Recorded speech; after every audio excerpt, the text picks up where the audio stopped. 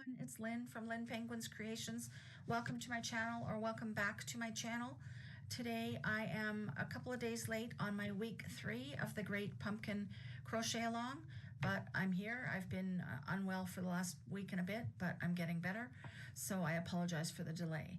So last week we did the wheat stitch pumpkin and I showed you mine, and I just wanted to share a little tip with you. I used a kebab skewer that you can pick up at the dollar store, just a bamboo skewer, and I went from the bottom through each pumpkin, and I'm just going to stack that on there. It's a little bit tricky to do, but and then it'll just hold them in place so you don't have to glue them. Then you can take them apart to store them a little bit easier. So that was just a little tip.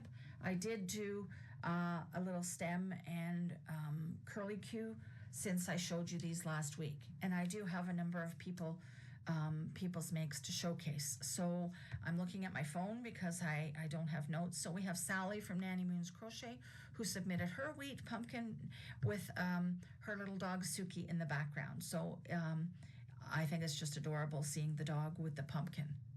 And then we have Bonnie, and she's from Strawberry Bonnie Crochet, and she submitted these 2 pumpkins with leaves and everything, and they look just gorgeous. So thank you, Bonnie, for playing along. I really appreciate it. I think your pumpkins are adorable.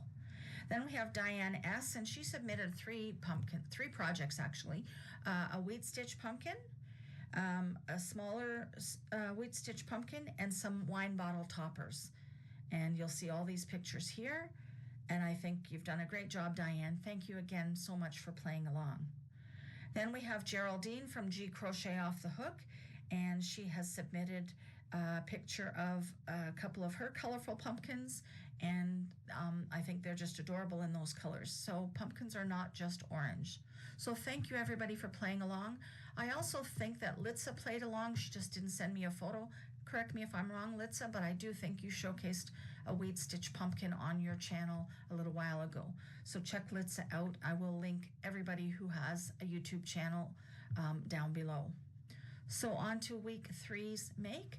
This is another home decor project, and it is pumpkin coasters. So I have made 4 pumpkin coasters using cotton yarn for the base, orange cotton for the base, and then I just used acrylic from my stash for the stem and the curly Q.